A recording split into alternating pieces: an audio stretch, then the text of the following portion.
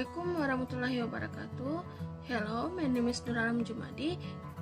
I'm on my first semester in English Educational Department of Universitas Muhammadiyah Seidina Raqqa. In this video, I want to tell about Linus development. Di video ini, saya akan menjelaskan tentang pengertian Linus development atau perkembangan peserta didik.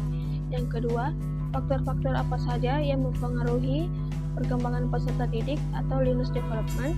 Yang ketiga, karakteristik apa saja yang dimiliki oleh Linus development. Dan yang keempat, manfaat bagi tenaga pendidik atau pendidik dengan mempelajari mengenai perkembangan peserta didik dalam pembelajarannya. Sebelumnya, saya akan menjelaskan tentang apa itu development atau perkembangan. Perkembangan adalah proses perubahan yang berkesinambungan dan saling berhubungan yang terjadi pada setiap makhluk hidup menuju kesempurnaan kematangannya. Adapun yang dimaksud dengan learners atau peserta didik adalah anggota masyarakat yang berusaha mengembangkan dirinya melalui proses pendidikan pada jalur, jenjang, dan jenis pendidikan tertentu. Berdasarkan dari pengertian perkembangan dan peserta didik, disimpulkan bahwa perkembangan peserta didik adalah proses perubahan fungsi-fungsi jasmani dan psikis peserta didik yang berkesinambungan dan berhubungan menuju kesempurnaan kematangannya, yang dimana fungsi psikis ini terdiri dari sosial, kepribadian, pikiran, pengetahuan, dan lain-lain. Faktor-faktor yang mempengaruhi peserta didik terdiri atas dua, yaitu satu, faktor internal dan dua, faktor eksternal.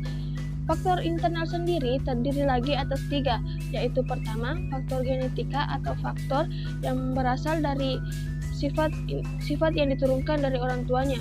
Yang kedua, faktor fisiologis, yaitu faktor yang berhubungan dengan kondisi fisik peserta didik. Yang ketiga adalah faktor psikologis. Faktor ini berhubungan dengan kondisi jiwa peserta didik. Adapun faktor lain yaitu faktor eksternal terdiri dari faktor biologis, faktor fisik, faktor ekonomi, faktor kultural, faktor edukatif atau pendidikan, faktor religius atau agama, dan terakhir faktor lingkungan atau keadaan tempat tinggal peserta didik tersebut.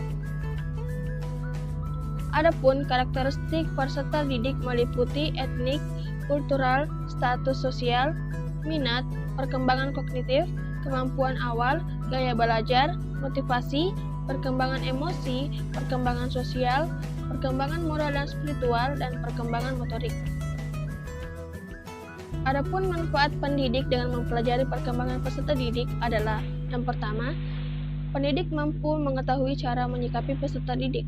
Yang kedua, menciptakan suasana belajar yang kondusif. Yang ketiga, meningkatkan interaksi positif dengan peserta didik. Yang keempat, menentukan metode pembelajaran yang efektif. Yang kelima, mengenali jika terjadi penyimpangan perkembangan. Yang keenam, mampu memberikan arahan dan motivasi yang diperlukan. Yang ketujuh, memiliki ekspektasi pasti dari peserta didik. Saya pikir cukup sekian mengenai materi Linus development yang sempat saya sampaikan. Atas lebih dan kurangnya mohon dimaafkan.